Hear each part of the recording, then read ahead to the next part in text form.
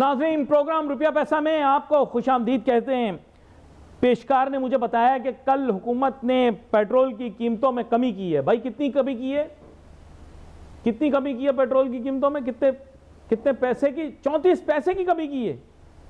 34। अच्छा, तभी तो मैं कहूं कि कल रात को मेरे ख्वाब में हातम ताई ने आकर ऐसी ऐसी मुंह से, फैमिली शो है वरना आपको बता नहीं सकता, पता नहीं क्यों कल रात को हातिम ताई मेरे ख्वाब में आए और मैंने उन्हें कहा पेट्रोल सस्ता हो रहा है हमारे मुल्क के अंदर। पता नहीं क्यों, ये ख्वाब था मेरा। ख्वाब में कुछ भी आ सकता है, रोक थोड़ी सकता है बंदा।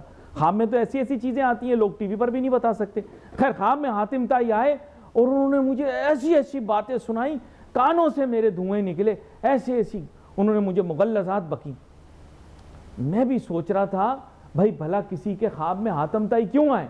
फिर सुबह आया तो अभी ये पेशकार ने बताया कि पेट्रोल की कीमत कम की है, तभी तो हातिम ताई आए थे मेरे ख्वाब में।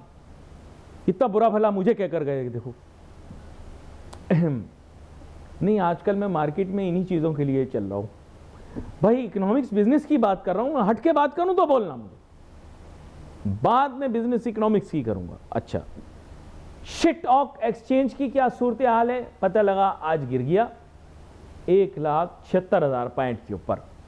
तो भाइयों, अब फिर एक और पेशगोई भी आपका भाई कर रहा है। बात यह कि अभी स्टॉक एक्सचेंज बढ़ता चढ़ता तो रहेगा, लेकिन ये मेरी बात आप लिख लो, एक दिन जब ये गिरेगा तो ये इतना ज़्यादा गिर जाएगा कि आपको निकलने का मौका नहीं मिलेगा। और बिल्कुल जैसे मेरे बचपन में 1997 में लोग सड़क पर आ गए थे, एक दिन स्टॉक एक्सचेंज में ज़्यादा सरमायाकारी करने वालों का यही हाल होगा। क्योंकि प्रूडेंस तो है नहीं, कोई प्रूडेंट तो है नहीं, खुद सट्टा खिलाया जा रहा है, लोगों को ऐसे ही जज्बाती किया जा रहा है।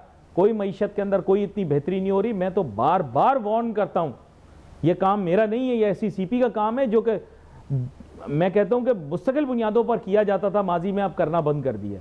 लोगों को तंबीह करना, लोगों में आगाही पैदा करना, लोगों में अवेयरनेस देना कि भाई ये बहुत रिस्की इन्वेस्टमेंट है और प्रूडेंस यानी प्रूडेंट, एहतियात, मोहतात रहना बहुत जरूरी है। क्यों नहीं बोल रहे मुझे नहीं पता सब मुफाद का गेम है बाबा, वो सब मुफाद। अच्छा, एक और बात मेरी सुन लो, अब मेरी एक बात सुन लो। कोई टीवी एंकर, मैं कहता हूं पाकिस्तान में क्या इंटरनेशनली यह बात नहीं कह सकता, मैंने टीवी के ऊपर यह बात की कि जब ये 70 से नीचे आएगा, 80 के नीचे आएगा, जंग दोबारा शुरू हो जाएगी दोनों भाइयों के दरमियान। कोई किसी पे मिसाइल चला देगा, कोई किसी पे मिसाइल चला देगा, और जो ही $90 से ज्यादा तेल की कीमत बढ़ जाएगी, फौरन या तो ईरान या अमेरिका यह कहेगा हमारी तो सुलह होने वाली है, हम सुलह करने के लिए तैयार हैं, हम बात करने के लिए तैयार हैं, कल या परसों हम लोगों की सुलह हो जाएगी, बातचीत कर लो।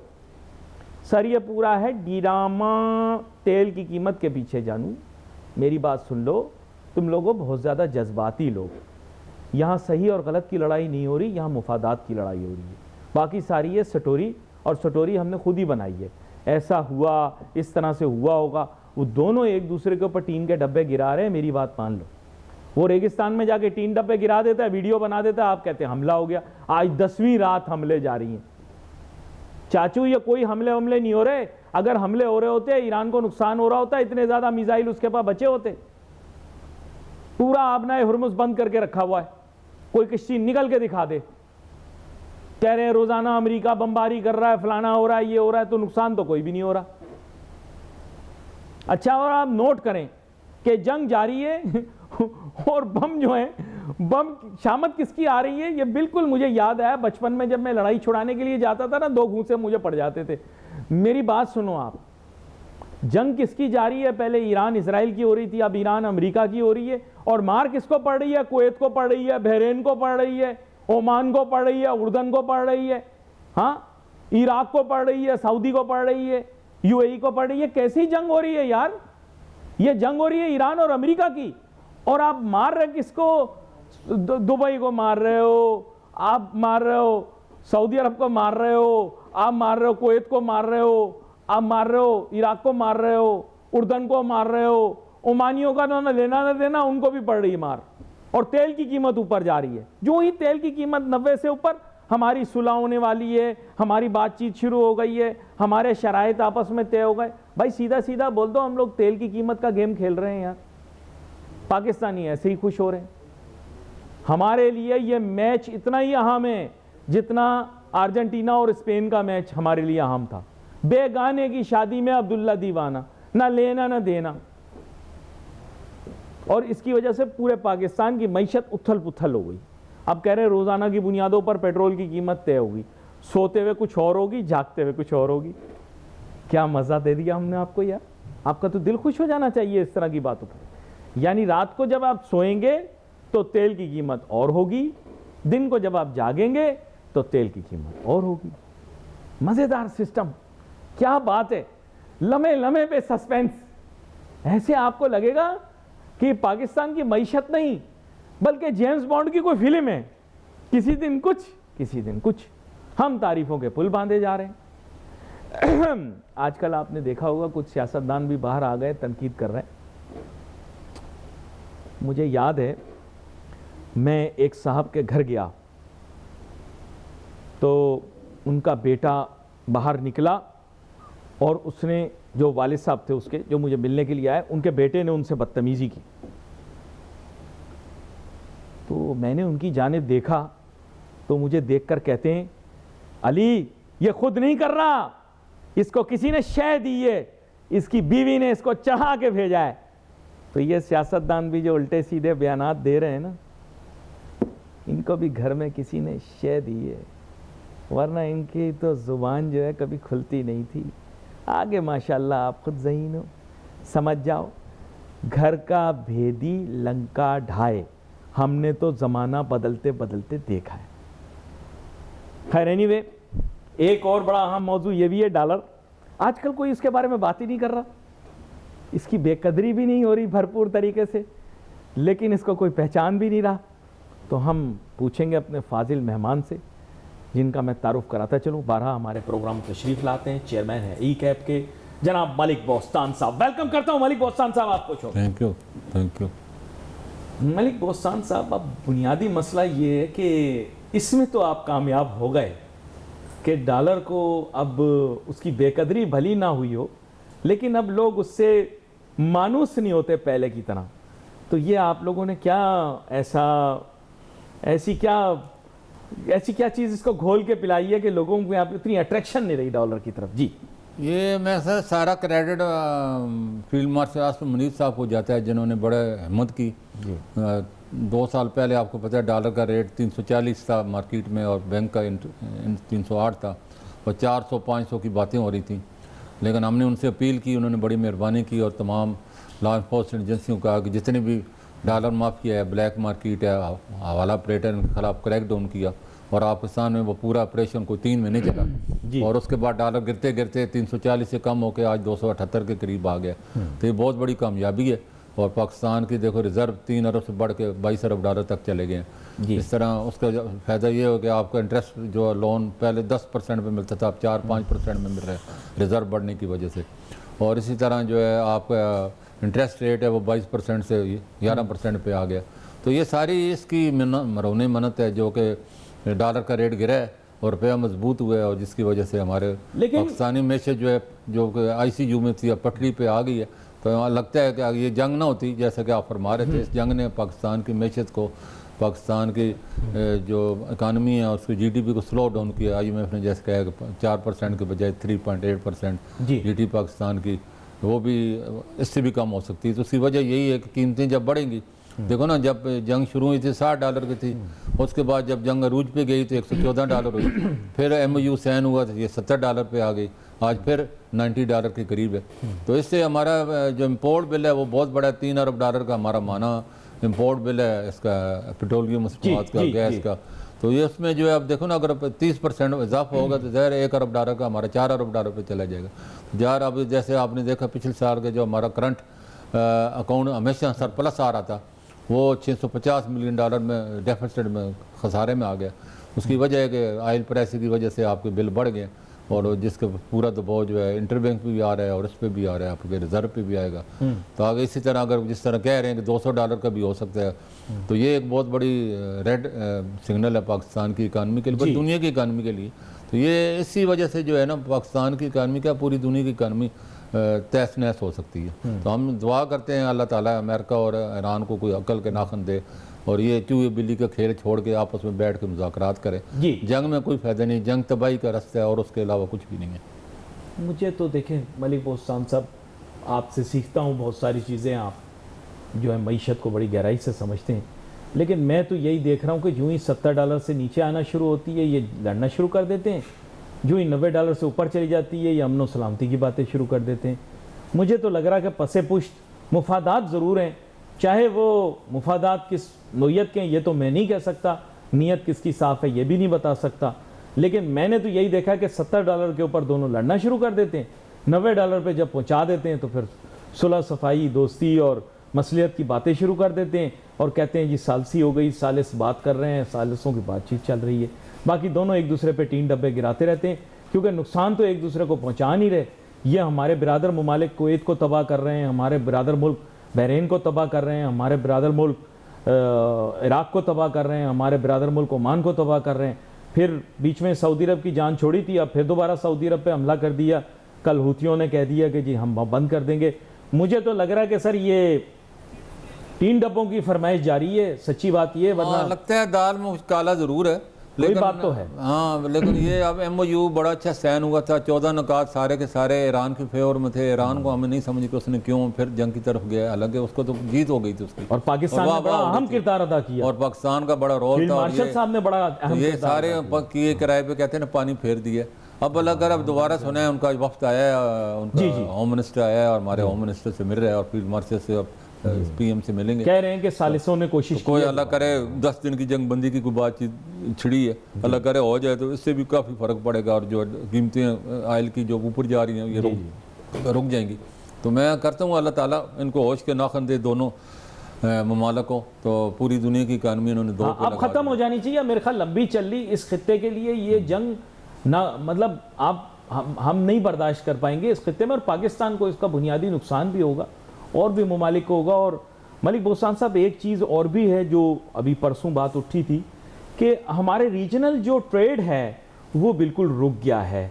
बात यह कि ठीक है इख्तलाफ अपनी जगह है, लेकिन तिजारत तो जंग में भी जारी रहती है और खाना तो इंसान मजबूरी में भी खाता है। तो बात यह कि ये जो हमारे सारे पड़ोसी हैं ये तो हम पे इन्हिसार करते हैं, चाहे ईरान हो, चाहे अफ़गानिस्तान हो, इवन के मैं कहूँगा कि हिंदुस्तान हो, और चीन के तो हमारे साथ बहुत अच्छे ताल्लुकात हैं। तो अब पाकिस्तान ने खित्ते में कोई किरदार तो अदा करना है, मेरे ख्याल तिजारत कभी तो शुरू करनी पड़ेगी। अब साल तो हो गया हमने, अब साल के बाद मेरे ख्याल कोई सिलसिला तो होना चाहिए आगे, कि नहीं कहते आप? तिजारत के लिए कुछ होना भी तो चाहिए ना, आपका एक्सपोर्ट करने के लिए है नहीं। आपकी एक्सपोर्ट जो थी $35 अरब से कम होकर $27 अरब पे आ गई, इम्पोर्ट आपने बढ़ा ली। जैसे मैंने बताया कि पिछले महीने जो है $650 मिलियन का खसारा हुआ है, बहुत बड़ा खसारा है ये। और अगर इसको साल इसी तरह रहता है तो 7 अरब साल का हो जाएगा। हालांकि पिछले साल आपका जो है 1.28 बिलियन जो था वो प्लस था करंट अकाउंट आपका, और ये बड़ी अलार्मिंग है पाकिस्तान की इकानमी के लिए। एक्सपोर्ट को बढ़ाना, वैल्यू एडेड आना, प्रोडक्शन में आना, एक्सपोर्ट तभी बढ़ेगी जब हम कहते हैं जी ज़राअत हमारी रीढ़ की हड्डी थी, हमने तोड़ी दी है, रीढ़ कहाँ है और हड्डी पता नहीं कहाँ है, तो उसको तो हम प्रमोट ही नहीं कर रहे। अगर हम अपने 4 जो क्राफ्ट्स हैं इनको एक्सपोर्ट के काबिल बनाएं फिर भी हम $10-12 अरब जो है प्लस हो सकते हैं।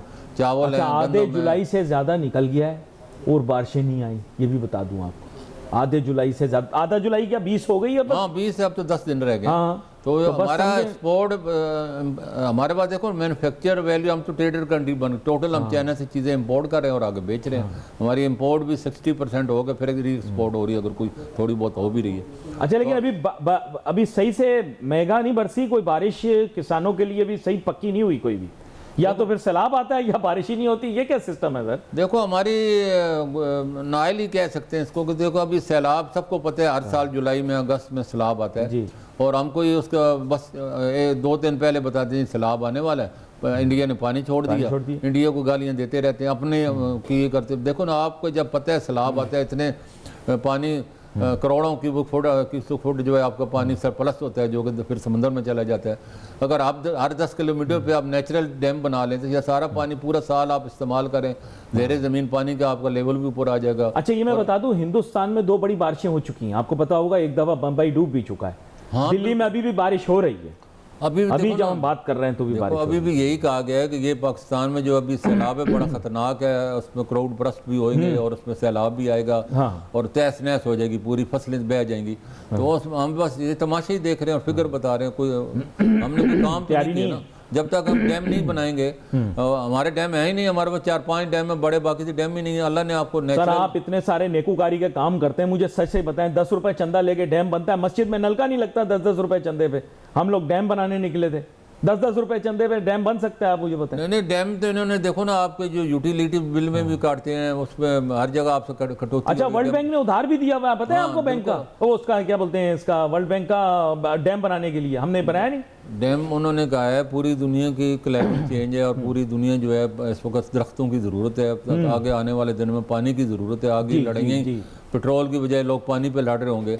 लेकिन हमारी कोई प्लानिंग नहीं है ना, प्लानिंग जब तक नहीं होगी तो आप एक्सपोर्ट नहीं करेंगे तो आप कैसे कह सकते हैं कि इम्पोर्ट आप बढ़ा लेंगे, बिल आपके दिन ब दिन। पहले दरियाओं के पुश्ते ठीक करते थे, अब तो आपने देखा होगा वो भी नहीं कर रहे, ना नहरों की सफाई हो रही है, ना दरियाओं की सफाई हो रही है, पानी वो बटे पड़े हैं रेत से, और उनका लेवल जो था 50 फुट से कम होकर 10 फुट पे रह गया। ऊपर आप जहाँ भी किसी भी दरिया से गुजरे तो नीचे सारी रेत ही नजर आ रही होती है, पहले बहुत नीचे पानी नजर आता था, क्योंकि सारे उन्होंने अटके हैं उसके ये तो आंखें देखी बात है। अगर आप खुद गाड़ी में खुद भी सफर कर रहे हो पंजाब तक, तो आपको बिल्कुल ऐसा लगता है कि कुछ अरसे बाद ये बिल्कुल ये दरिया खत्म ही हो जाएगा, इतनी मिट्टी पड़ जाएगी और रोड के ऊपर मिट्टी आ जाएगी। तो ये हमारी नालायकी कह सकते हैं, इसमें हुकूमत को चाहिए इसको इमरजेंसी बेस पे। और ये याद रखें, पंजाब में बहुत सारे इलाके रेन फेड है, बारिश होगी तो आएगी, लेकिन बाकी पंजाब जो कि नहरों से जिसे फीड किया जा रहा है वो बर्दाश्त नहीं कर सकता कि अगर वो नहरों में प्रेशर ही ना रहे पानी का। ये बात तो सही है ना। दुनिया का नहरी निज़ाम दुनिया नंबर 1 है पाकिस्तान, सबसे बड़ा नहरी निज़ाम पाकिस्तान के अंदर है। बदकिस्मती है कि सारी नहरों जो है हमने उनकी सफाई नहीं की और बस वो मिट्टी से भर गई हैं। अगर सफाई करते तो वो पूरा साल बहती, और कुछ अरसे बाद आपकी नहरें खुश्क हो जाती हैं, आपके दरिया खुश्क होते हैं। उसकी वजह ये कि मिट्टी हम निकाल नहीं, पुश्तों में नहीं डाल रहे, वो सारी की सारी उसके सेंटर में जमा होकर पानी को आगे भेज देती है, पानी का रिजर्व नहीं बनाती, ज़ख़ीरा नहीं करती, जो हमारे काम आया पूरा साल काम आ सकता है। ये बड़ा अहम नुक्ता है जो कि आपने पेश किया, और जाहिर बात है इस पर गुफ्तगू होने की भी ज़रूरत है। अभी आपने हाजिर खसारे की बात की, करंट अकाउंट डेफिसिट की बात की, सर ट्रेड डेफिसिट का भी यही कह रहे हैं कि आहिस्ता आहिस्ता अमाउंट होगा, वो आपने इंडिया तो दे दिया कि अगर इस हिसाब से 4x करके चलेंगे तो फिर मेरे ख्याल से फिर बाद में हम बात वहीं पे पहुंच जाएंगे। जितनी मेहनत अभी तक जैसे आप बता रहे हैं फील्ड मार्शल साहब ने भी की, हुकूमत ने भी की, तो सारी वो मेहनत जाहिर बात है रायगाह ना चली जाए, इसलिए हुकूमत को भी कुछ प्लानिंग करने की ज़रूरत है। जब मुझे बताएं स्टेट बैंक ने इस सिलसिले में कोई स्ट्रेटजी या प्लानिंग बनाई है?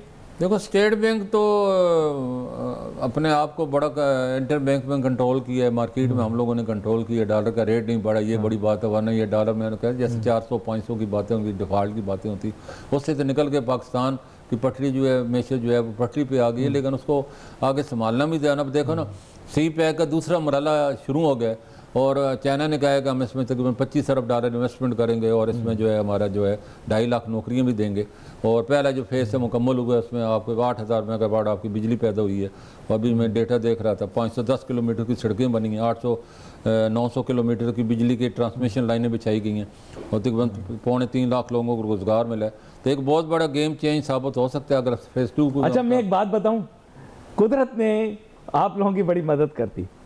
मैं आपको बड़े मज़े की बात बताता हूँ। बैंकारी इदारों ने क्या किया, हर बैंक ने अपने बैंक के अंदर ना मनी चेंजर बना लिया। अच्छा उन्होंने की बड़ी तुर्रम खानी के रिटेल बिजनेस को पकड़ेंगे, इतनी देर में हो गया ईरान इजराइल का जंग हो गई। अब जो डॉलर लोग रिटेल में खरीदते थे, क्योंकि जाहिर बात है कहीं बाहर जा रहा है बंदा तो ही खरीदेगा, वरना क्यों खरीदेगा पाकिस्तान के अंदर, या अपने बैंक अकाउंट में रखेगा तो चलो मुल्क का फायदा है, अच्छी बात है। उनका बट्टा ही बैठ गया, लोगों ने बाहर जाना ही छोड़ दिया, मुल्कों ने वीज़े देना छोड़ दिए, ये अरब ममालिक जो हैं।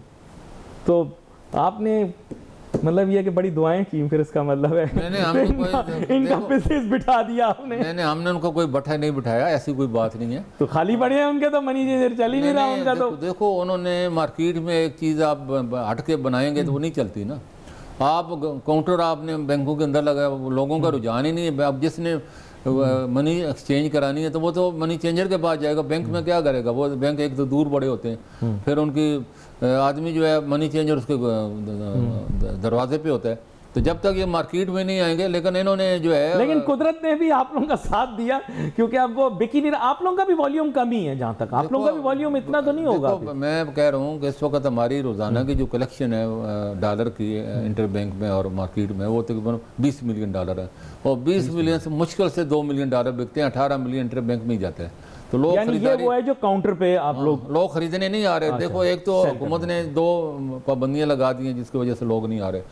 एक तो उन्होंने कहा जी बायोमेट्रिक कराएं, लोग बायोमेट्रिक के झंझट में पढ़ने नहीं चाहते, वो कहते हैं हम पैसे देंगे वो टेक करें और जाएं।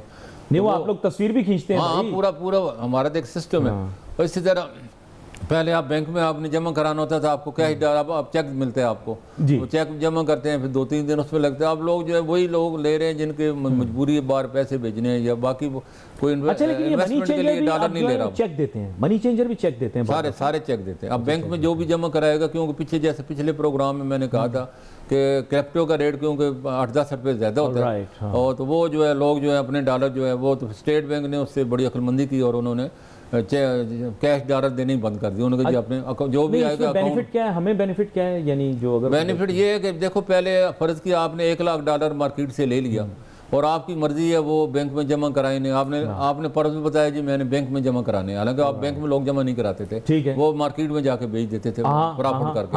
तो अब जब चेक मिला तब बैंक में जमा कराने जरूरी हो गया, और स्टेट बैंक में पता चल जाता है कितने लोगों ने मार्केट से डॉलर। यानी अगर मैंने चेक बुक दिखा कर लिया है आपसे अपना अकाउंट, नहीं, पहले कानून ये था कि आप हमारे काउंटर पे आए हैं, ठीक है, और आपने कहना है जी मुझे 10,000 डॉलर चाहिए, तो हम क्या करना है जी, पर्पज क्या है जी बैंक में, हम कहते हैं ठीक है ले लो।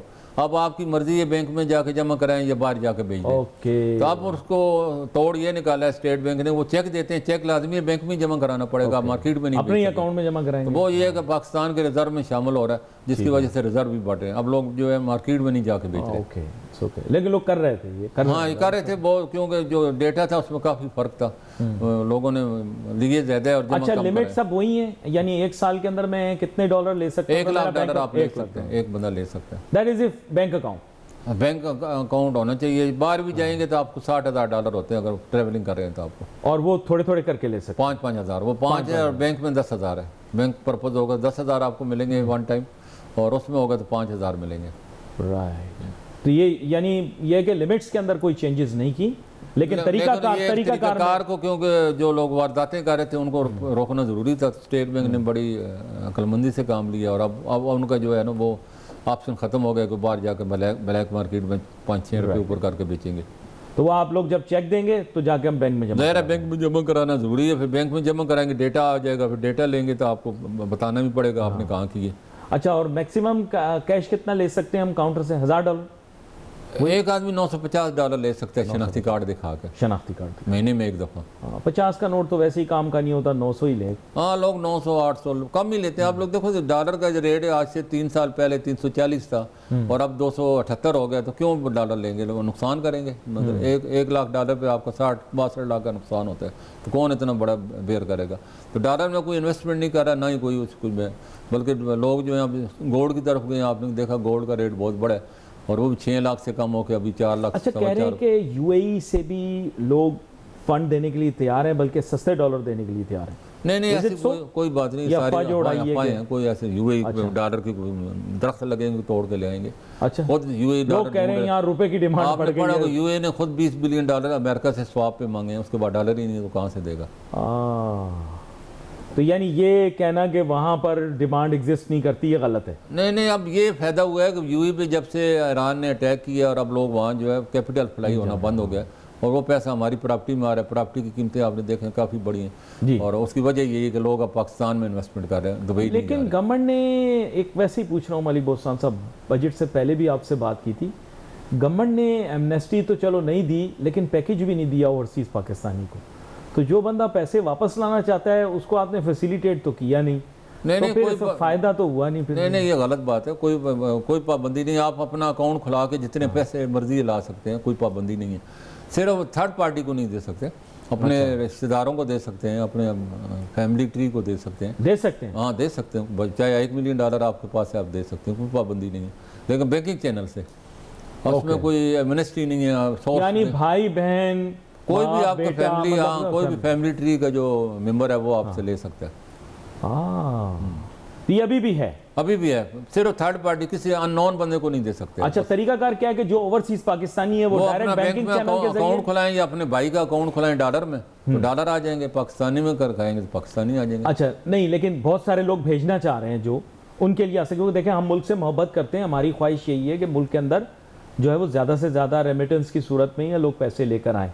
अब प्रॉब्लम ये है कि लोग घबराते हैं, कॉन्शियस होते हैं, क्योंकि बैंक से ऐसे सवाल जवाब करते हैं। मैं भी बैंक में अकाउंट खुलवाने के लिए गया, उसने ऐसे मुझसे तफ्तीश की, मुझे लगा बेटी दे रहा है वो, इतना उसने सवाल मुझसे पूछे, कहाँ से आए हो, किधर से आए हो, माँ बाप क्या करते हैं, ये वो, मुझे लगा पता नहीं बेटी दे रहा भाई, इतने सवाल पूछ रहा है बैंक वाला। वो आपकी बात सर इतना केवाईसी तो नहीं करो ना सर, ये ज्यादती है सर, ये क्या है ये बैंक को आप ज्यादती नहीं करें बेटी के रिश्ते की तरफ। आप बताएं मुझे, केवाईसी इतनी कर रहा है बैंक वाले, क्यों पूछ रहे हैं आप जैसा मौजूद आदमी इस तरह की बात नहीं, मतलब उन्होंने इतने अजीबोगरीब किस्म के सवालात किया, आप मुझे बताएं। देखो बात सुने कि पाकिस्तान फेटफ में रहा है और फेटफ से 2 दफा निकला है, और ये सारी उनकी रिक्वायरमेंट है कि आप जब भी कोई अकाउंट खोलें तो कंप्लाइंस पूरी करें, और लेकिन उसके साथ रस्ते भी दिए उन्होंने। रस्ता हमारे लोग, मसला ये है कि ज़ियाउल हक के दौर में पाकिस्तान की जीडीपी जो थी वो हाईएस्ट थी, चाहे कोई माने न माने, आप भी जानते हैं इस बात को। बल्कि आप मुझे बता रहे थे कि when you are young man, आप उसी ग्रोइंग एनवायरनमेंट में आ रहे थे आगे।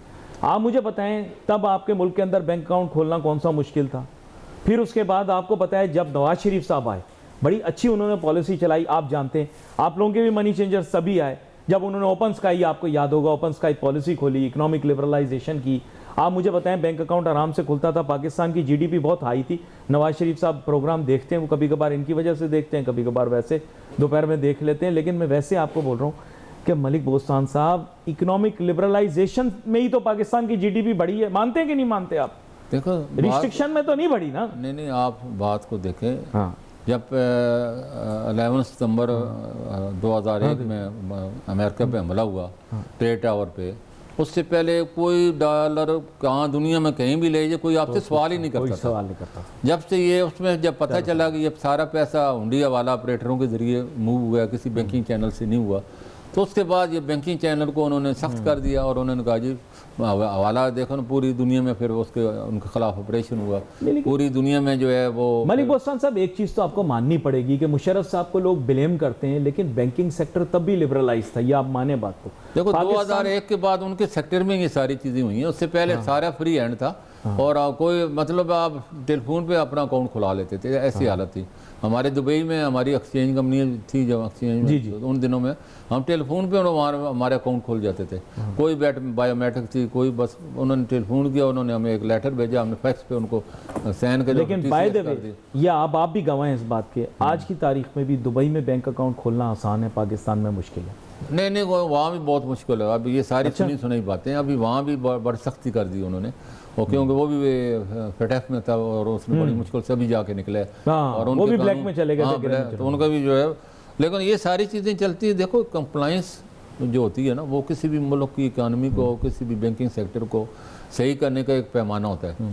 तो हम उसमें अगर जाएं भी तो कोई थोड़ी देर बंदा, क्योंकि हम लोग इस चीज़ के आदी नहीं है ना, मसला ये है सवाल जवाब अपना पूरा, हम कहते हैं हम जाएं, हमसे कोई साइन कराए, हमारा अकाउंट खोल दे, अब वो चीज़ें नहीं रही। अब आप अच्छा, मैंने सुना है कि आप लोगों को भी, मनी चेंजरों को भी इन्होंने ऑफर किया कि आप लोग बैंक बना लें और पेड अप कैपिटल कंप्लीट करें, ऐसा ऑफर इन्होंने दी थी आपको? हमने रिक्वेस्ट की थी, उन्होंने बोला ठीक है आप अगर मिल के चाहें तो कमर्शियल बैंक बना सकते हैं, जो आपको 11 बिलियन का वो है कैपिटल, हमें कोई नहीं।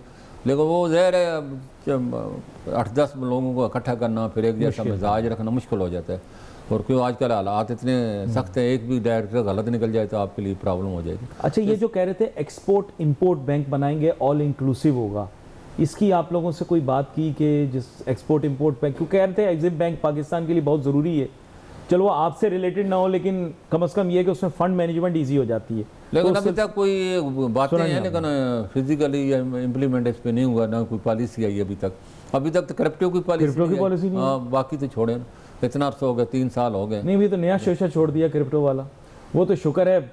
नहीं, वो उनकी मुलाकात हो गई नहीं, जो उस्मानी साहब ने कहा कि आराम है, फिर वो मिले बिलाल बिन साकिब साहब और उन्होंने कहा जी नहीं हमारा दरमियान, फिर दूसरे उलमा कराम ने कहा कि आराम नहीं है, ये गलतफहमी हुई उनको, तो फिर इस वजह से वो दब गया। अब क्या आने वाले दिनों में क्या होता है, लेकिन क्रिप्टो का क्योंकि जब तक कानून लॉ नहीं बनेगा उस वक्त तक उस पर अमल करना बड़ा मुश्किल अभी तक उस पर रेगुलेशंस नहीं है, हाँ रेगुलेशन बनेंगे। स्टेबल कॉइन की भी नहीं है, यूएसडीटी वगैरह की भी नहीं शुरू की। आप लोगों को लाइसेंस दे रहे थे यूएसडीटी का, नहीं अभी देखो उन्होंने अलाउ कर दिए कि आप लाइसेंस के लिए अप्लाई करें, अप्लाई लेकिन रूल रेगुलेशन बनेंगे तो आपको पता होगा क्या कैपिटल। अब कुछ भी नहीं दिया इन्होंने, खाली अप्लाई का कहा है कि आप इसके लिए अप्लाई करें, तो लोगों ने अप्लाई तो कर दिए, लेकिन जब रूल बनेंगे तो फिर पता चलेगा। तो अगला दौर है डिजिटल का। पाकिस्तान जितना डिजिटल इकानमी में जाएगा इतने ज़्यादा तरक्की करेगा। बल्कि आम खबर आज की यही थी कि फिलिपाइन ने ये ख़त्म कर दिया ओटीपी सिस्टम, वो अब डिजिटल वॉलेट की तरफ चले गए। और फिलिपाइन का इसलिए ज़्यादा जिक्र कर रहे हैं क्योंकि रेमिटेंसेस के अंदर दुनिया में फिलिपाइन जो है वो one of the biggest recipient of remittance है, one of the biggest exporter of human resource है, और सबसे बड़ी वर्कफोर्स एजुकेटेड जो है वो फिलिपाइन की है। बल्कि आप लोगों को तो पता होगा, आप लोगों के काउंटर पे फिलिपाइन जो थोड़े बहुत काम करते हैं पाकिस्तान में फिलिपीनी, वो अपने पैसे वापस घर भेजते हैं। और अमेरिका में भी बहुत बड़ी तादाद है। और ख़ास बात इनकी ये है कि ये हाई पेइंग जॉब्स या मिडल टेयर जॉब्स लेते हैं। यूएई वगैरह के अंदर भी हाउसमेड की और थोड़ा सुपरवाइज़र वगैरह इस लेवल की है ना। नहीं बिल्कुल, फिलिपाइन ने जो नंबर 1 पे वर्कर इंडेक्स में होगा, उसकी वजह ये है कि उनके जितने भी यंग लोग हैं वो सारे चाहे लड़कियाँ हो, क्योंकि उनकी लड़कियाँ ज़्यादा काम करती हैं। जी। और दुनिया भर में जितने भी मेट हैं या आया हैं या नर्सें हैं या वो सारी ज़्यादातर फिलिपाइन 30% फिलिपाइन से ताल्लुक होता है उनका। जी। तो ये बहुत बड़ी उनकी जीत है, उनकी पूरी इकानमी जो है वर्कर इंडेक्स पे चल रही है। जी। और बहरहाल पाकिस्तान के भी कम नहीं है। मैं और सिर्फ पाकिस्तानी को सलाम पेश कर, 42 अरब डॉलर पिछले साल उन्होंने भेजे हैं, और अगले साल उम्मीद है कि 45 से 50 अरब तक भी जा सकता है। और पाकिस्तानी बड़ी तादाद में मिडिल ईस्ट में जा रहे हैं जब से ये लड़ाई हुई है। और वह पिछले मतलब हर साल हर महीने तकरीबन 60 से 70 हज़ार पाकिस्तानी जा रहा है बाकायदगी के साथ। अभी क्या सिचुएशन है? अभी भी जा रहा है पाकिस्तानी, क्योंकि बहुत मतलब वहाँ से इंडियन या दूसरे श्रीलंका हमारे लोग रफ एंड टफ हैं, वो उन्होंने छोड़ दिया और हमारे लोगों ने जाके फिल कर दिया। तो ये अल्लाह का शुक्र है इससे पाकिस्तान के। हैरान हुआ मैं सुबह निकला तो रमज़ान के महीने में तो खबर चल रही थी कि इस तरह ईरान और जंग छिड़ पड़ी। तो मैं मेन रोड के ऊपर जा रहा था जहाँ पर ये वीज़ा ऑफिस है। तो मैं क्या देख रहा हूँ, जॉग दर जॉग, अगर पहले 1000 लोग होते तो 10,000 लोग पहुंच गए वहाँ पे लाइन में लगने के लिए। पाकिस्तानी असर नहीं होता भाई इन चीज़ों का। एक तो दलेर हैं, अल्लाह ताला ने उनको हिम्मत दी है, उन्होंने खौफ ज़्यादा नहीं हुए और पाकिस्तान से वहाँ से वापस भी नहीं आए। तो उससे बड़ा मिडिल ईस्ट के जो है लोग हैं उन्होंने बड़ा इसको अप्रिशिएट किया कि पाकिस्तानी ऐसी कौम है जो बुज़दिल नहीं है, नहीं भागे, और अपने मैदान में अपने काम पे गए। उन्होंने अपने काम को छोड़ा नहीं, लोग काम छोड़ के भाग गए, लेकिन उन्होंने अपनी ड्यूटियों तक नहीं छोड़ी, अपनी ड्यूटियों पे कायम रहे। तो ये बड़े अच्छी रेपुटेशन। आपको पता है ये ड्रोन जो बहुत दफ़ा हिट हुए हैं, इसका जो मलबा है उसकी वजह से बहुत सारे पाकिस्तानी जो हैं उनकी जो है जान ज़ाया हुई इसमें। हाँ बिल्कुल, बगैर मलबे में जो आ जाता है, लेकिन पाकिस्तानियों ने अपनी जगह जारी रखा। तो ये उनकी बड़ी मैं समझे बहादुरी है और अक्लमंदी है, जिससे हमारी रेपुटेशन बेहतर हुई। और आज अल्लाह का शुक्र है पाकिस्तान के टेक्नीशियन, पाकिस्तान के स्किल लोग और लेबर सारे जा रहे हैं। तो आने वाले दिनों में देखो इस वक्त अल्लाह करे अमन हो जाए। अमन होता है तो पाकिस्तान। अभी देखें सऊदी अरब का दिफा भी हमारी अखलाकी जिम्मेदारी भी है और वो भी हम कर रहे हैं। और इसके साथ साथ सुना ये कि मेहनत की वजह से, काविशों की वजह से अब कुवैत की भी जो दिफाई जिम्मेदारियाँ मुमकिन है मुस्तकबिल में हम लोगों को मिले। देखो ये तो ये भी एक हमारे लिए एक अहम चीज़ है। हाँ, होती ने जब ये कहा कि हम सऊदी पे हमला करेंगे, एक हमला किया भी था उन्होंने उनके एयरपोर्ट पे, तो पाकिस्तान ने वादिया ईरान को और उनको बताया कि ये रेड लाइन है, हमारा दिफा है और हम कोई लिहाज नहीं करेंगे और इसको सुर्ख लकीर को आप अबूर ना करें। तो अल्लाह का शुक्र है वो रुक गए। और अब उनका वफ्द भी आया है पाकिस्तान ने भी, आपने देखा है पिछले बड़ी मेहनत करके ये MOU साइन कराया था। उसके बाद पाकिस्तान को जो है जब महसूस हुआ कि हमारी सारी मेहनत पे जो है अप्रिशिएट नहीं किया जा रहा, तो पाकिस्तान आपने देखा पीछे हट गया था। अब जाके उनको खुद वफ्द आया और उन्होंने कहा जी हम लोग आपकी मदद दोबारा लेना चाहते हैं। और पाकिस्तान ऐसा मुल्क है, मैं नाजरीन को बताऊं उनकी नॉलेज के लिए, 47 साल में 2 दफ़ा अमेरिका को आमने सामने बिठाया। एक दफ़ा इस्लामाबाद में बिठाया और उनकी बातचीत, और दूसरी तरफ स्विट्ज़रलैंड में बिठाया। तो ये बहुत बड़ी बात है। बाकी कोई भी सालत जो है उनको आमने सामने बिठा नहीं सकता, खाली मीडिएटर का काम करते रहे। तो हमारे बड़े कहते हैं ना पाकिस्तान ने बड़ी अच्छी जो है वो कन्वर्सेशन करके और उनकी जो बातचीत कराई और उनका जो आपस में एक दूसरे को बात करने के लिए तैयार नहीं थे, उन्होंने उनको बिठाया। और अल्लाह का शुक्र है दोनों मैदे करीब ही थे, एक मैदा हो भी गया था ये तो ईरान की मैं समझता हूँ, पता नहीं उसके अंदर भी कोई ऐसे लोग हैं जो उसके मैं खैर ख्वाह नहीं है, जो उसको ये सबक बढ़ा रहे हैं कि आप लड़ाई नहीं, अब जारी अमन रखो। का वक्त आ गया मेरे ख्याल से। अब इंशाल्लाह हम अमन की दुआ करते हैं। एक चीज़ आपसे ये पूछनी थी कि सर ये जो बेसिकली क्या है कि आप लोगों को फ़ायदा हुआ है जो अफ़गानिस्तान की तिजारत बंद हुई है, तो उससे ये है कि फिर डॉलर का भी फ़्लो बंद हो गया है अफ़गानिस्तान की तरफ। जी जी बिल्कुल, बहुत फ़ायदे हुए, बहुत ज़्यादा डॉलर जो है अफगानिस्तान स्मगलिंग होता था, और वो हमें अल्लाह का शुक्र है बॉर्डर सील होने से उसको जो है अब डिमांड नहीं रही। तो यही वजह है ना, मैंने बताया ना, जैसे हमारे रिजर्व, हमारे स्टेट बैंक हर महीने 700-500 मिलियन डॉलर खरीद रहा है मार्केट से, और उसने रिजर्व अपने 3 अरब से 22 अरब 19 अरब डॉलर बढ़ाए हैं, तो मार्केट से बढ़ाए हैं, क्योंकि बाहर से इन्वेस्टमेंट भी नहीं आ रही, और बाहर से कोई FDI भी, डायरेक्ट इन्वेस्टमेंट भी नहीं आ रही कोई बाहर का। तो ये पाकिस्तान को उम्मीद थी कि शायद हमारे, लेकिन हमारी अपनी भी कमज़ोरियाँ हैं, हमने अभी तक फिजिबिलिटी बनाना नहीं सीखी। सऊदीया का 80 रुकनी वक्त आया होगा, आपको याद होगा पिछले साल, और उन्होंने कहा कि हम यहाँ 30 बिलियन डॉलर की इन्वेस्टमेंट करना चाहते हैं, आप हमें बताएं। तो इन्होंने बोला जी हम फिजिबिलिटी रिपोर्ट बना के आप देंगे। अभी तक वो रिपोर्ट नहीं बनी, इतनी अभी तक वो रिपोर्ट नहीं बनी। यहाँ पर एक छोटी सी ब्रेक के बाद वापस आते हैं, गुफ्तगू जारी रखते हैं। Let's take a short break.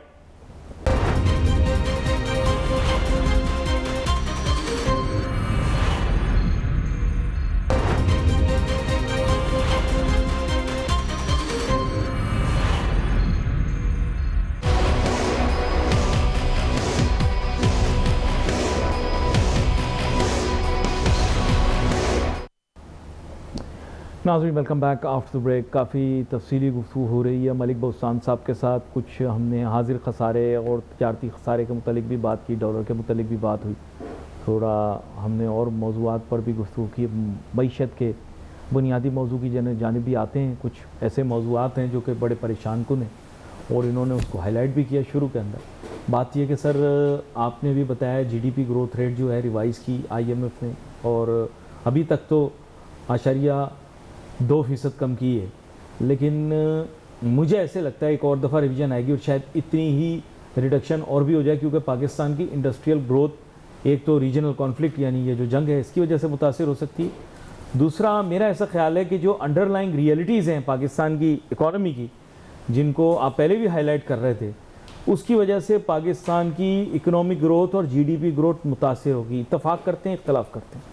देखो, पाकिस्तान की टेक्सटाइल सबसे बड़ी एक्सपोर्ट होती है हमारी जी, और वो थोड़ी सी जो अभी मैं डेटा देख रहा हूँ थोड़ी सी बड़ी है, बड़ी वो हाँ पिछले साल के नस्बत, पिछले साल से 17.88 बिलियन और इस साल 17.93 बिलियन, 0.26% बढ़ गई है।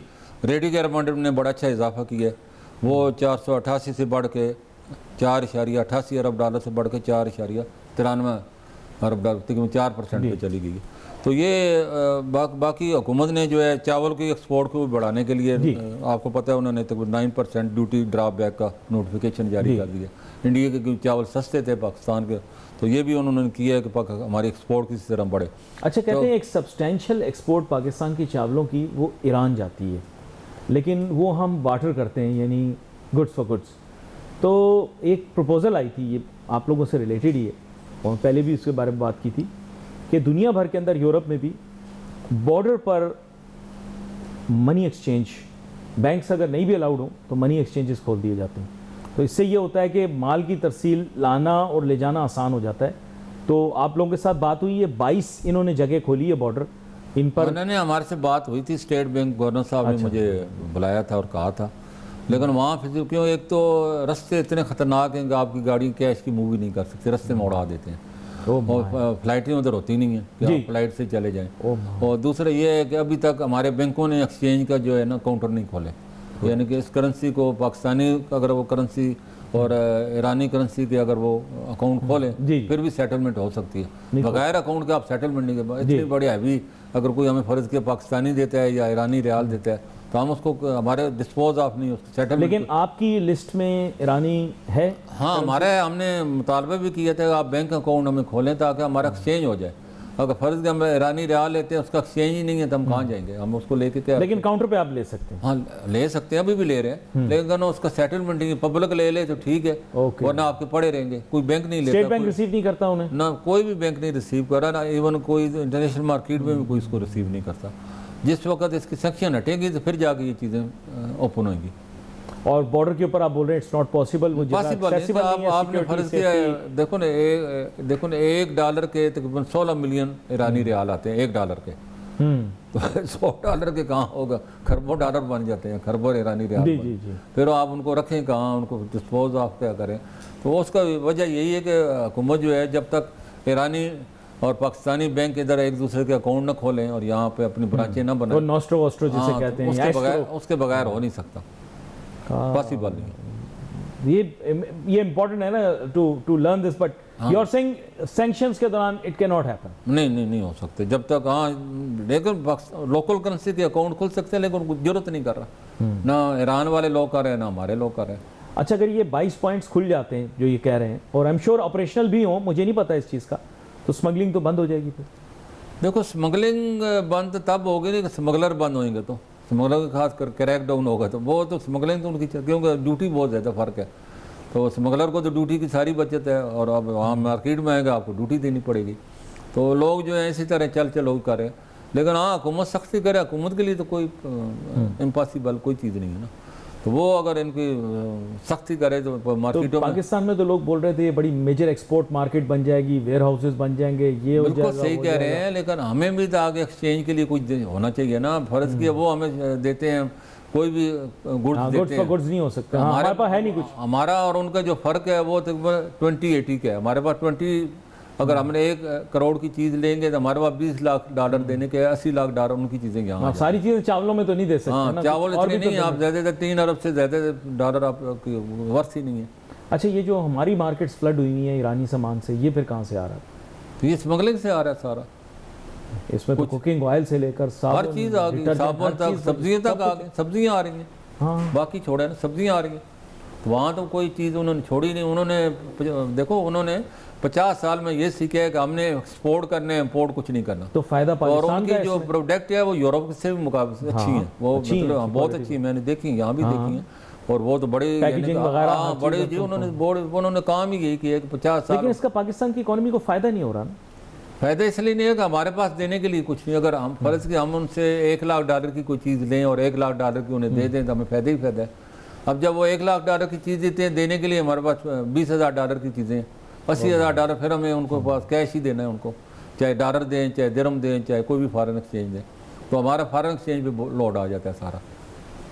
ये बड़ा अहम नुक्ता है जो कि आपने पेश किया है। जी, इसके साथ साथ अफगानिस्तान के साथ तो ट्रेड अभी बंद है। उधर बंद है, लेकिन इनके साथ अच्छे है। लेकिन हमें ये है कि हमें सस्ती चीज़ें मिल रही है, ट्रांसपोर्ट कॉस्ट बढ़ रही है, ड्यूटी गवर्नमेंट को नहीं मिल रही, लेकिन पब्लिक को चीज़ें अच्छी मिल रही हैं और अच्छी चीज़ें मिल रही हैं और सस्ती मिल रही हैं। ये बड़ी बात है। ये तो मिल रही है और म्यार बहुत अच्छा है, बहुत नो डाउट। बहुत आला क्वालिटी की वो बना रहे हैं चीज़ें, जितनी भी बना रहे हैं। वो इतने अरसे, जैसे आपने बोला, उतने अरसे इन्होंने यही सीखा है। सही 50 साल में उन्होंने सीखी है कि हमने अपने पाँव पे खड़ा है ना। उन्होंने हर चीज़ देखो ना अपने खुद पैदा की है, चाहे गोश्त हो, सब्जी हो, फ्रूट हो, गारमेंट हो, कोई भी चीज़ है उनकी अपनी है सब कुछ, उनको इम्पोर्ट कुछ नहीं करना। और वो हाई क्वालिफाइड लोग हैं। देखो ना उनके जितने पार्लियामेंट के लोग हैं वो सारे PhD और MPhil और इससे कम कोई बंदा नहीं है। तो हमारे सारे अनपढ़ बैठे हुए हैं, हम करें क्या, कैसे मुकाबला करें। और वो जो भी कोई हमारे रूल बनते हैं पढ़ते ही नहीं है, वो बाद में सर पीट रहे होते हैं, ये रूल तो गलत हो गया, हमने तो पढ़े ही नहीं है।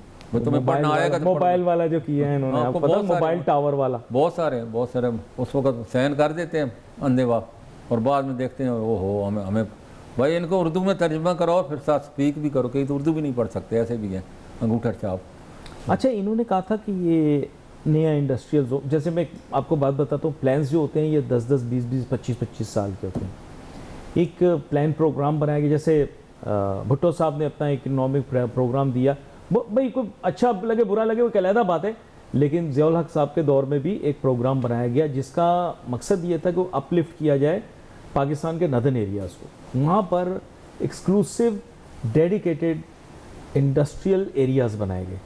इसमें हरीपुर में भी बहुत काम हुआ, पहले भुट्टो साहब के दौर में भी हुआ, उसके बाद भी हुआ, अयूब खान साहब के दौर में भी बहुत हुआ था काम, ऐसी बात नहीं। ये तब की बात है जब पूरे पाकिस्तान में, आपको याद होगा, फैक्ट्रियाँ लगी, एक हिस्सा मुल्क का रह गया, तो वहाँ पर नहीं लगा। लेकिन अभी हम देख रहे हैं कि वहाँ पर इंडस्ट्री तो आ गई है, लेकिन स्केलिंग फिर नहीं हुई। इसके बारे में क्या कहेंगे? कैसे हो सकता है कि मुल्क का एक हिस्सा जो है हाईली इंडस्ट्रियलाइज्ड हो और दूसरे इलाके में इंडस्ट्री ना हो? देखो इंडस्ट्री कामयाब है कराची में। कराची के बगैर कोई इंडस्ट्री चल नहीं सकती।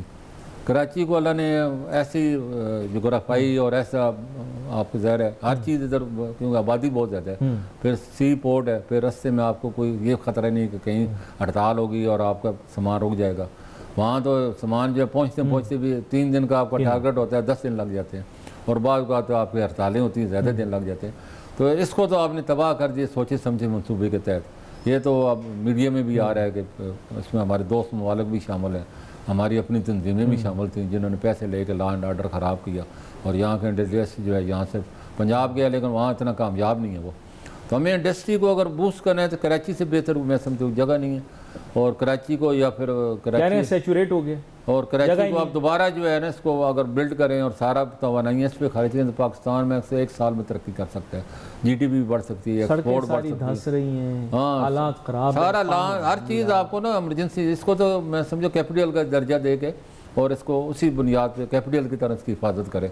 जिस तरह आप इस्लामाबाद की, इस तरह कराची की हिफाजत करें तो कोई वजह नहीं कराची तरक्की ना करे। कराची की हर बारिशों में कहते हैं 3 साल का पानी आ गया, डैम के अंदर मिलता है। यहाँ तो देखो ना वो ग्रीन जो बनना था रोड नाज़िमाबाद से, अब कितने नवाज शरीफ कब अनाउंस किया था? जी नहीं, अच्छा मैं आपको एक बात बताऊं, अनाउंस किया था, अब देखो आप भी बता रहे थे, भी मैं भी इस पर मैंने तहकीक भी की है, और आप अभी बता रहे थे कि नवाज शरीफ साहब के 200 कारनामे किताब भी किसी ने लिखी है, मुझे मशवरा दे रहे थे आप पढ़ो। मैं आपको बताऊं नवाज शरीफ साहब में ये पोटेंशियल है कि वो मेगा प्रोजेक्ट बनाते हैं, और वो मेगा प्रोजेक्ट उन्होंने बनाए, कंप्लीट किए। ये तो खैर जैसे आपने बताया 200 तो एक होंगे, मेरे ख्याल और भी बहुत सारे किए होंगे, लेकिन मेरी अपनी राय ये है कि पाकिस्तान के अंदर अगर कोई मेगा प्रोजेक्ट आप खुद अपनी आंखों से देखना चाहते हैं, एक नहीं कई देखना चाहते हैं, तो I will be very frank that former prime minister Nawaz Sharif, वैसे तो शायद अभी भी होते हैं, लेकिन उन्होंने जितना काम किया है ना मेगा प्रोजेक्ट लेवल पर, फेडरल लेवल पर, अगर आपने सीखना है काम किस तरह से, तो ये this is how to get things done. तनकीद, सियासत, ये सब अपनी जगह है, लेकिन getting work done is very important. आज आपको पाकिस्तान में मोटरवे के अलावा दिखाने के लिए है क्या? हाँ मुझे बताएं, अगर है तो बोलें। पहला वज़ीर आज़म जिसने इकनॉमिक जो है प्रोडक्ट जो लेके आया रिफॉर्म एक्ट, ठीक है ना, और फ्री इकानमी का नारा लगाया। आज पैसे की रेल पेल है जो सारी इस फ्री इकानमी की वजह से है ना। 91 में जब वो आए इकनॉमिक रिफॉर्म एक्ट उन्होंने इंट्रोड्यूस कराया, और उसके बाद उन्होंने चारों सूबों में एयरपोर्ट का ऐलान किया, और सबसे पहला कराची में उन्होंने 91 में 91 एयरपोर्ट जो मौजूदा है, हाँ 91 में अनाउंस किया, और 93 में ओपनिंग कर दी भाई 2 साल के अंदर खुद अपने हाथों से। फिर अल्लामा इकबाल का किया, और अभी भी वही एयरपोर्ट काम कर रहा है, अभी भी वही एयरपोर्ट है। और वो लाहौर की जो इस्लामाबाद मोटरवे सारे 2 साल में उसने कंप्लीट करें। तो वो एक बड़ा विजन रखता है, और उसका दिल करता है कि मैं पाकिस्तान भी यूरोप की तरह हमारे जितने भी रोड हों हमारे। लेकिन सियासी इख्तलाफ, तनकीद, ये सब आप लोग अपनी जगह रखें। असल बात ये कि काम करने वाले आदमी को उसका क्रेडिट दें, और ख़ास तौर पे काम करने वाले आदमी को काम करने का मौका दें। उसने हर 3 दफ़ा आया, तीनों दफ़ा मेगा प्रोजेक्ट अनाउंस किए हैं, समझो ना। नवाज शरीफ पहले इकनॉमिक रिफॉर्म और मोटरवे और एयरपोर्ट अनाउंस किए, आपके सामने पाकिस्तान की इकानमी कहाँ से कहाँ पहुँच गई। फिर दूसरी और अगर थोड़ी और स्पेस मिलती तो he would have done lot more mega projects. आज भी बहुत सारी पॉलिटिकल कंपल्शंस हैं, नहीं हो तो अगर वो प्लान्स अगर कंप्लीट किए जा सके तो बड़ा फ़ायदा होगा मुल्क को। आपका बहुत शुक्रिया, आप शो में हमारे साथ शामिल हुए। नाज़रीन, यहाँ एक छोटी सी ब्रेक के बाद वापस आते हैं, गुफ्तगू को जमा करते हैं।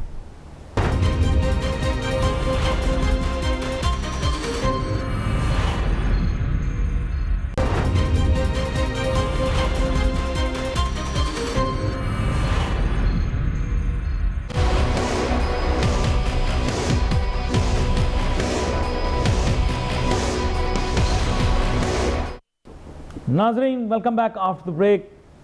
बात सिर्फ इतनी है कि अगर आपने इस मुल्क के अंदर इकोनॉमिक डेवलपमेंट करनी है, ट्रेड डेवलपमेंट करनी है, बिज़नेस को इम्प्रूव करना है, तो आपको इंफ्रास्ट्रक्चर के अंदर इन्वेस्टमेंट करनी पड़ेगी। और मेरे फाजिल मेहमान ने भी बताया कि अगर इंडस्ट्री और ट्रेड और डेवलपमेंट को आगे लेके जाना तो कराची शहर पे फोकस करना बहुत ज़रूरी है। कराची वो एक सेंट्रल पॉइंट है जो तिजारत के लिए, सनत के लिए एक बेहतरीन शहर है। अब इस पर तवज्जो देना बहुत ज़रूरी है। लोग इसके बारे में बात कर रहे हैं, मेरे ख्याल से पॉलिटिकल कॉम्प्रोमाइज़ की भेंट नहीं चढ़ना चाहिए इस बात को। कराची शहर के इंफ्रास्ट्रक्चर के अंदर मैसिव इन्वेस्टमेंट की ज़रूरत है, बिलियंस ऑफ डॉलर्स की, और उसमें यूटिलिटीज़ से लेकर इंफ्रास्ट्रक्चर का हर एरिया जो है उसको एड्रेस करना चाहिए। मैं हुकूमत सिंध से भी गुजारिश करूँगा, वफाकी हुकूमत से भी गुजारिश करूँगा कि हुकूमत सिंध को भी बजट दे और बराह रास्त भी प्रोग्राम करे, और हुकूमत सिंध से भी गुजारिश करूँगा कि जो मंसूबे उन्होंने शुरू किए उनको जल्द से जल्द ख़त्म करे और बेहतरी की तरफ लेकर जाए। We wait for message on Facebook. Ali Nasir हमारी टीम को इजाज़त दीजिए। अल्लाह हाफिज़।